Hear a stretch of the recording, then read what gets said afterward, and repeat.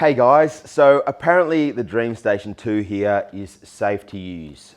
Conveniently not affected by the recall. They haven't used the same carcinogenic foam in this machine as they have in the DreamStation 1, the white machine, which many of you unfortunately use, the Remstar System 160 series, all those other machines recalled.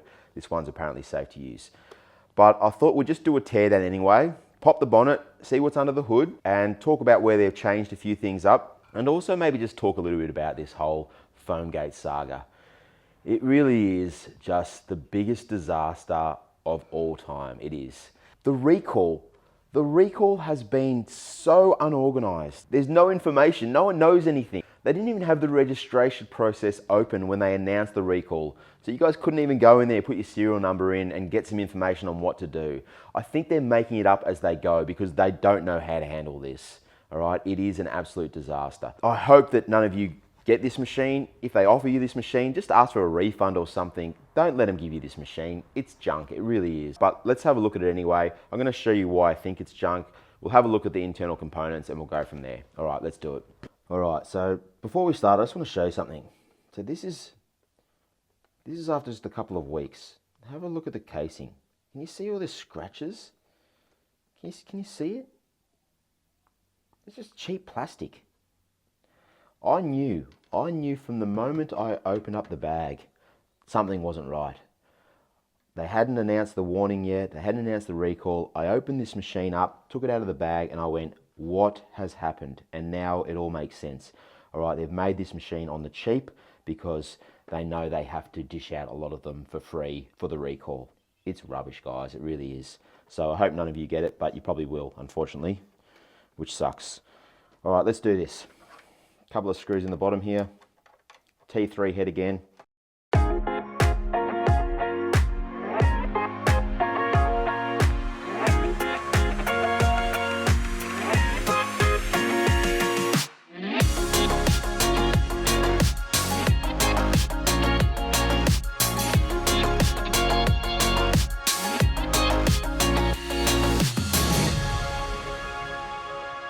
All right, so here we have it.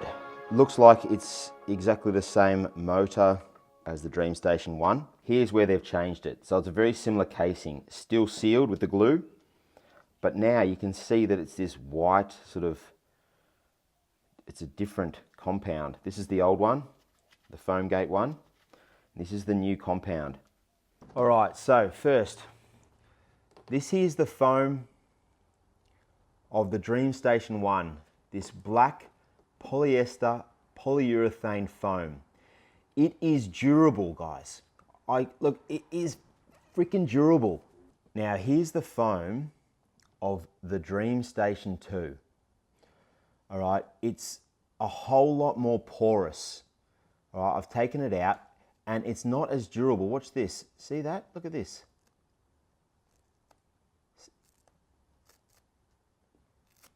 Okay, so the new DreamStation 2 turbine casing, where the turbine sits, is virtually identical to the DreamStation 1. The foam is still in there. It still sits in the same spot as the DreamStation 1. The air still passes through it on its way into your lungs. I just don't get why they don't seal that off. If it's only sound abatement foam, why not just create a casing where the foam is completely sealed and away from the air that goes into your lungs? Honestly, who knows what's going to happen 5 years from now? Is this foam going to break down as well?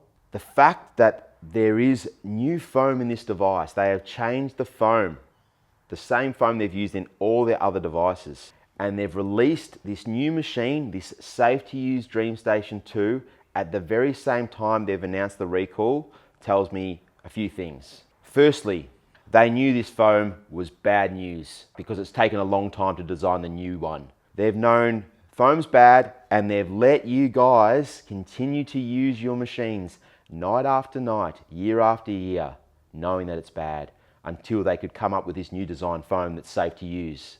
That is unforgivable. Here's something else you also need to think about. Now, Philips is claiming that the complaint rate regarding this foam is super low, like 0.03%. It's like 300 complaints in a million, all right? You think, oh, that's not too bad. And they're saying that to date, no serious harm or injury has been reported. But let's think about that statement. Who on earth is going to think that their CPAP machine is causing them health problems? Nobody. Who's going to report that? Nobody. People think their CPAP machine is designed to improve their health, improve their sleep, make their life better. If people are getting headaches and chest pain and nausea and cancer, they're not going to think, oh, my CPAP machine caused that. Why would they? So why would they report it? I personally think that there must be thousands and thousands and thousands of people that have had problems but just don't know that the CPAP machine was the cause of the problems. All right? Now, Philips is never going to tell us the real truth about foamgate. They just won't, and we need to accept that. But we do know this. They had enough time to design, test, go through all the regulatory hurdles and manufacture new foam for the DreamStation 2 before they came clean and told you that their old foam could be carcinogenic. And that to me is unforgivable.